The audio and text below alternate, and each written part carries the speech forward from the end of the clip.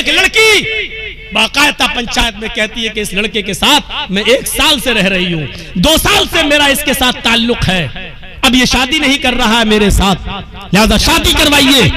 और वो लड़का शादी से जब मना करता है तो पंचायत पंच लोग बैठकर फैसला करते हैं कि तुम रहते थे कि हाँ ये भी राजी थी, मैं भी, मैंने ऐसा ऐसा किया, तो क्या हुआ? अब पंचायत फैसला क्या करती है? 5 लाख रुपया तुम दो, या तो शादी करो, और शादी नहीं कर रहे हो तो लड़के से 5 लाख, 2 लाख, 1 लाख रुपया लेकर लड़की को दिया जाता है कि जाओ तुम अपना घर बसा लो। बताओ ऐसा होता है कि नहीं होता है? और ये पंचायत में ये फैसले किए जाते हैं कि नहीं किए जाते हैं?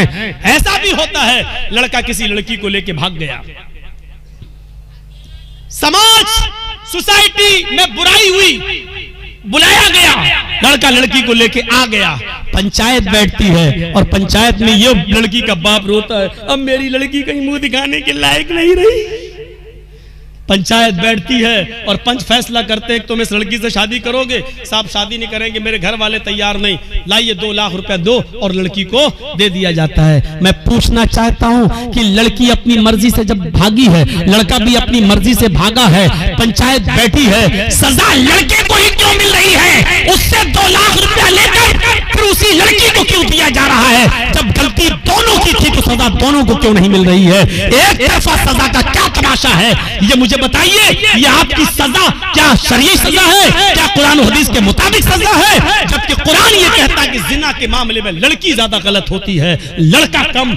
लड़की की तरफ से ज्यादती होती है और लड़के की तरफ से कम, क्योंकि कुरान ने कहा है अज़्ज़ानियतु वज़्ज़ानी फजलिदू कुल्ला वाहिदतिन मिनहुमा। जिना करने वाली लड़की और जिना करने वाला लड़का, इन दोनों को 100-100 कोड़े मारो। अल्लाह ने पहले लड़की कहा है, बाद में लड़का कहा है, क्योंकि जिना की शुरुआत और जिना की हिम्मत और जिना के लिए उकसाना लड़की की तरफ से पहले होता है।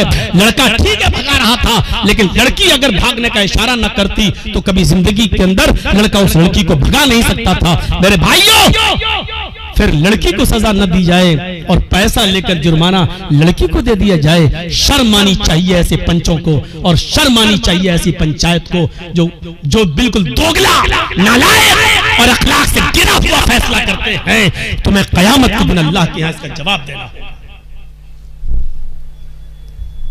भाग रही लड़की, साहब मुंह काला हो गया है, क्यों भागी? साहब चली गई, इसका मतलब बाप की गलती थी। क्यों दिया था तूने अपनी लड़की को एंड्रॉइड मोबाइल? क्यों चलाती थी व्हाट्सएप? क्यों चलाती थी मैसेंजर? क्यों चलाती थी फेसबुक? मोबाइल तो तूने ला कर दिया है ना? या चोरी छिपे लड़की मोबाइल चला रही हो, घर में लड़की की अम्मा तक को पता ना हो? सब मिली हुई होती है, अम्मा भी बिटिया से मिली होती है।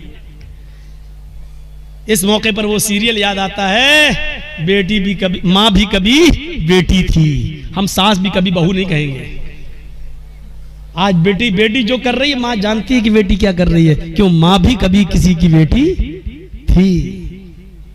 सर्दियों के लिए तो लड़कियां दुआ मांगती है, अल्लाह जल्दी सर्दियां हैं। क्यों मालूम है क्यों?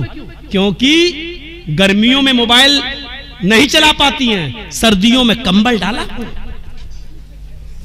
अंदर अंदर चल रहे हैं, अंदर सर्दियों की दुआएं मांगी जाती हैं। ऐसी लड़कियां भागेंगी नहीं तो और क्या होगा?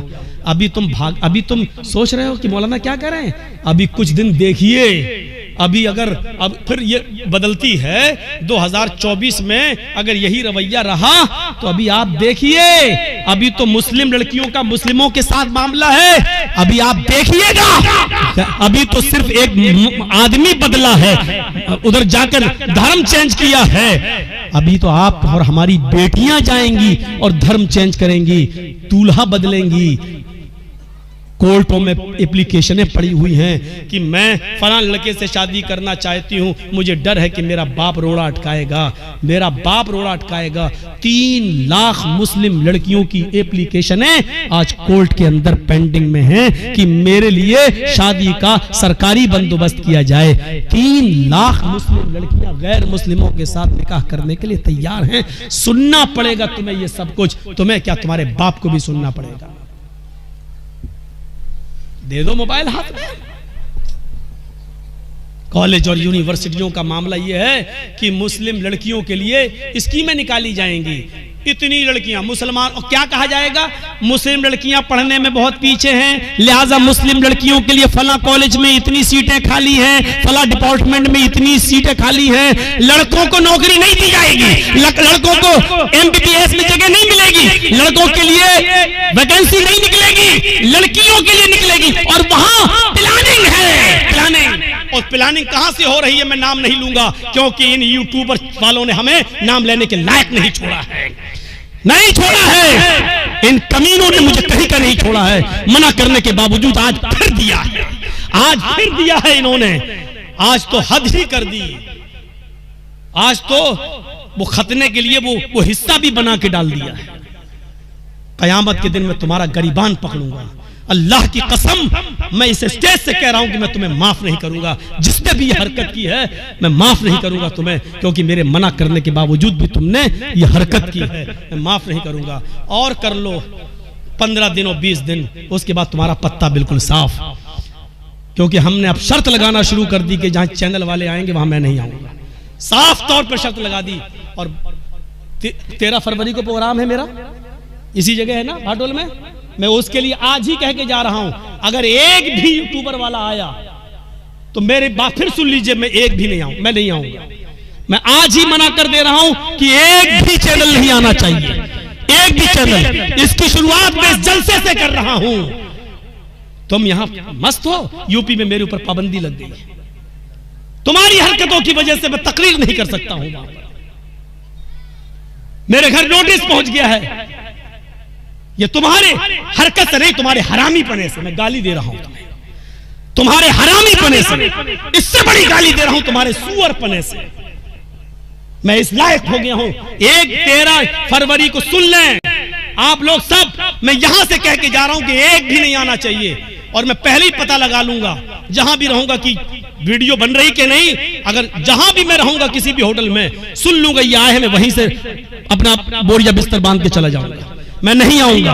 मैं आज कह दे रहा हूं, बिल्कुल साफ कह दे रहा हूं। और कल जहां जलसा होगा उधर भी बोलूंगा, परसों हर जगह मैं ये बोलूंगा। अब तक जहां इश्तिहार छप गए वहां तक तो चल रहा है मामला, लेकिन आगे अब ये मामला नहीं चलने दूंगा मैं। इन लोगों ने मना करने के बावजूद भी मेरी बात नहीं मानी है। तुम्हारे पास बैलेंस आना चाहिए, बस दूसरा जेल की सलाखों में चला जाए। तुम्हारे बाप का क्या जा रहा है, तुम्हारी माँ का क्या जा रहा है, जो कुछ बिगड़ रहा मेरा बिगड़ रहा है। रो रही मेरी बाप, हार्ट अटैक का बीमार है मेरा बाप, तुम्हारे बाप का और तुम्हारी माँ का क्या जा रहा है। तुम्हें तो बैंक बैलेंस मिल रहे हैं। 13 फरवरी को एक भी चैनल वाला हमें नहीं देखना चाहिए। जिसको मैं चाहूंगा उसको मैं बुलाऊंगा, मैं अपने चैनल को बुलाऊंगा। मैं जो चाहूंगा अपनी मर्जी से कटिंग करके उसमें दूंगा, मैं उसको रखूंगा। ये याद रखिएगा, 13 फरवरी जो यहाँ प्रोग्राम है बिल्कुल नहीं। 12 वाले को मैं फोन कर दूंगा, 10-11 वाले को सबको मैं फोन करके अब मना कर दूंगा। एक भी चैनल वाला अगर दिखाई दिया तो हम नहीं आएंगे। ये देख रहे आप, ये आप इसको कम मत समझिए। रेजिस होते हैं, किसी दिन अगर फट गया तो पूरे उसमें आग लगेगी। ये रेजिस है, ये बहुत खतरनाक चीज है जो आप समझ नहीं रहे हैं, जो माइक में लगा देते हैं। और इन बेचारे जलसे वालों को बड़ा रहम आ जाता है, बेचारे चलो कर रहे हैं। इनके रहम के लायक नहीं है, ये ट्यूबर रहम के लायक नहीं है। जब इन्होंने मना करने के बावजूद मेरी बात नहीं मानी तो आप रहम के लायक नहीं रह गए। ये अल्लाह ताला रहमान है, रहीम है, बहुत रहमान और रहीम है, लेकिन इसके बावजूद जहन्नम बनाई है, क्योंकि वो जानता है कि हर इंसान पर रहम नहीं किया जा सकता। ये यूट्यूबर उसी लायक है। इससे ज्यादा भी और क्या बोले। एक आदमी को किसी ने फोन करके कहा ऐसा क्यों डाल रहा है, तो वो क्या कहता है, सभी डाल रहे हैं तो मैं क्यों पीछे रहूंगा। वाह साहब, सब मालूम है, एक एक चीज मुझ तक पहुंचती है, एक एक चीज मैं बराबर नजरें रखे हुए हूं यूट्यूब पर। वो सब चैनल वाले मेरी नजरों में है जो ऐसा कर रहे हैं। तुम्हारी नजरों में किसी की इज्जत प्यारी नहीं है। मना करने के बावजूद बताइए, वो खतना तक बना दिया। वो लिंग मशीन, हम मशीन बोल रहे हैं, बजाय वो लिंग बना दे रहा है उसमें और यूट्यूब पे डाल रहा है। औरतें भी हमारी तकरीरें सुनती हैं। तेरे घर में माँ बहन नहीं है, बेगैरत, शर्म नहीं आती तुझे? तू ऐसी चीज उसमें बना के डाल रहा है कि लड़कियां भी हमारी तकरीरें सुनती हैं, वो देख के शर्मा जाए। लगता है ऐसा काम वही कर सकता है जिसके घर में बहन ना हो, जिसके घर में बेटी ना हो। इतना खतरनाक सुनने के बाद भी अगर तेरा कलेजा ना पसीजे और तेरा दिल मौन ना हो तो शर्म से चिल्लू भर पानी में डूब के मर जाना चाहिए। ऐसे अभी रहने दो, अब इनका इलाज कर दिया मैंने, आज हम ऐसी चीजें बोल ही नहीं रहे, क्या डालेंगे ये। तो मेरे भाइयों, लेकिन जो चीज मैं बोलना चाहता था वो बोल नहीं पा रहा हूं, क्योंकि ये लोग बोलने नहीं दे रहे हैं। इसलिए 13 फरवरी को याद रखिएगा, शुरुआत आपकी यहां से होनी चाहिए, मुझे एक भी यूट्यूबर दिखना नहीं चाहिए। तो मेरे भाइयों, मैं बात बहुत आगे की तरफ ले गया और बढ़ गया। तो मैं कह ये रहा था, कहां से बात कट गई थी, किसी को मालूम है मैं क्या कह रहा था? सब सो रहे थे?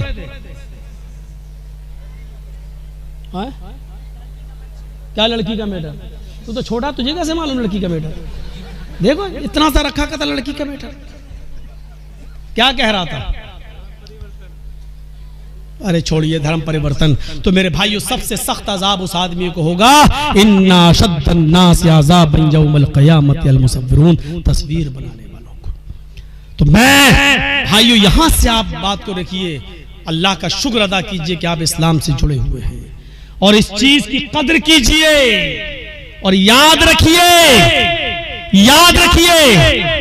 ये किरामन कातिबीन हमारे एक एक हरकत को लिख रहे हैं और नोट कर रहे हैं। हमें और आपको सबको इसका हिसाब किताब देना है। अल्लाह रब्बुल आलमीन के यहाँ रिकॉर्ड हो रहा है, हमारा सब कुछ रिकॉर्ड हो रहा है। और इसके बाद एक चीज और बताना चाहता हूं मैं आपको, मैं कह ये रहा था कि हिसाब कितना किया है। बेटा सही बन रही वीडियो, घबराओ नहीं, तुम्हारे चैनल में आज 80,000 रुपये आएगा इस महीने का।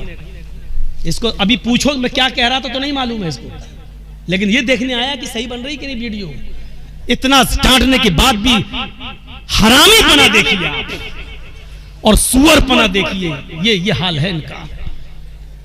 सोचिए आप, मुझे पुरानी वाली मुझे आदत पे आना पड़ रहा है। मैं सोच रहा था उम्र बढ़ गई, अब अपने अंदर संजीदगी लाओ, लेकिन आप लोगों ने लाने नहीं दिया। अभी भी देख रहा सही बन रही कि नहीं बन रही है।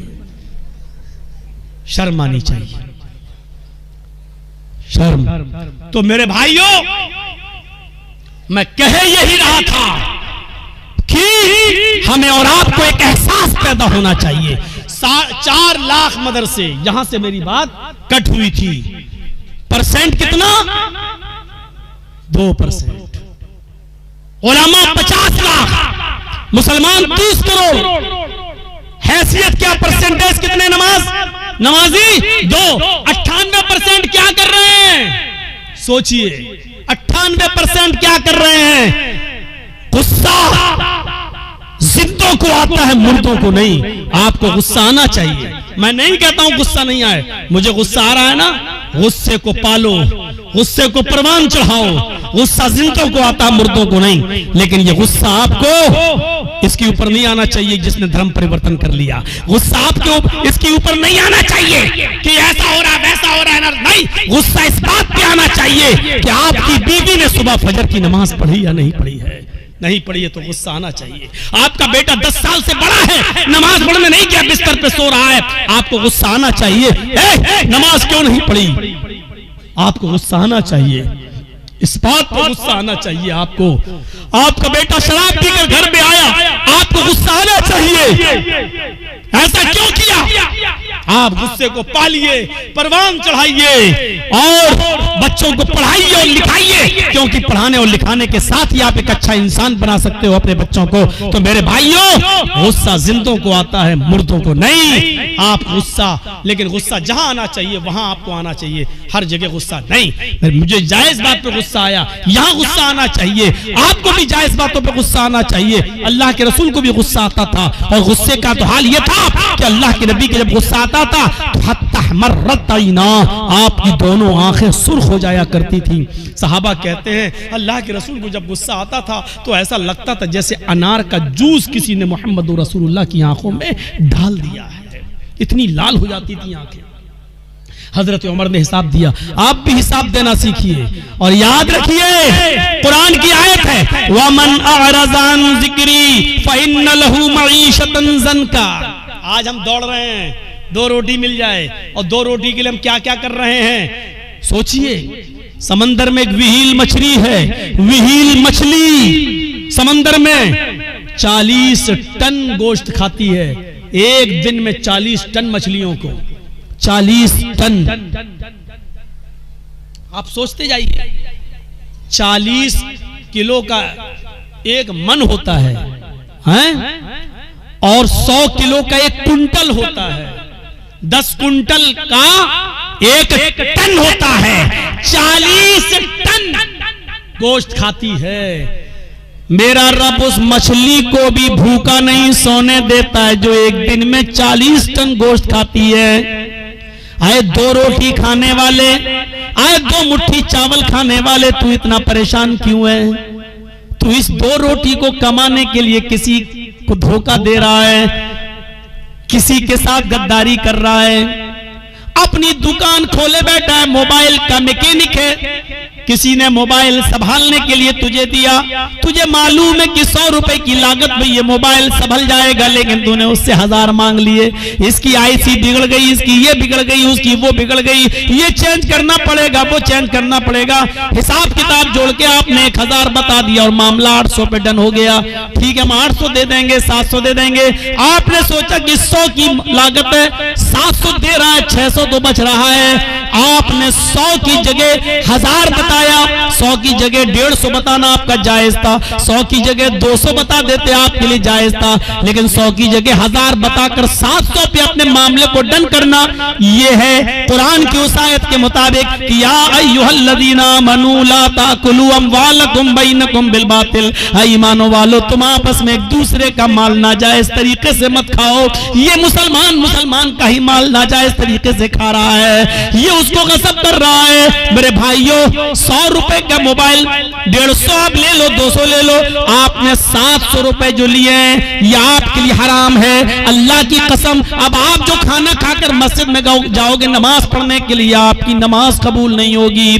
जिसने हराम का 1 लुकमा खाया 40 दिन तक अल्लाह उसकी इबादत को कबूल नहीं करता। हम और आप सोचें हमारी रिस्क की तंगी क्यों हो रही है? हम इतना कमा रहे हैं लेकिन पैसा हमारे पास रुक क्यों नहीं रहा है? बहुत से लोगों को शिकायत, मौलाना पैसा तो बहुत है, कमाता हूं मैं एक दिन में 50-50 हजार रुपए, लेकिन रुकता नहीं है मेरे पास, पता नहीं कहां चला जाता है, पता नहीं कहां चला जाता है। तेरे सवाल का जवाब दिया है कुरान ने। भाई हर आदमी को यही शिकायत है ना, पैसा तो आता है मौलाना, मेहनत तो करता हूँ, 500-600 हजार रुपए रोज कमाता हूँ, लेकिन यार जितना कमाता हूँ शाम तक कुछ नहीं बचता, मेरे हाथ में नहीं रहता है। कभी बेटा बीमार, कभी बेटी बीमार, कभी बाप बीमार, कभी अम्मा बीमार, कभी बीवी बीमार, यार रुकता नहीं है। तेरे सवाल का जवाब मौलवी के पास नहीं, कुरान में मौजूद है। वमन अअरज़ा अन ज़िक्री फ़इन्न लहू मईशतन ज़ंका, तुम अल्लाह के जिक्र से मुंह मोड़ोगे, एराज करोगे, तो अल्लाह कहता हम तुम्हारी रोजी को तंग कर देंगे। आइए 2-3 मिसालें सुन लीजिए, बड़ी अच्छी मिसालें दे रहा हूं। ये रोजी को तंग करना ये क्या है और जिक्र से मुराद क्या है? वमन अअरज़ा अन ज़िक्री, जिक्र से मुराद नमाज। अल्लाह ने सूरह जुमा में फरमाया फ़इज़ा क़ुज़ियतिस सलात या अय्युहल्लज़ीना आमनू इज़ा नूदिया लिस्सलाती फसअऊ इला ज़िक्रिल्लाह, जब तुम्हें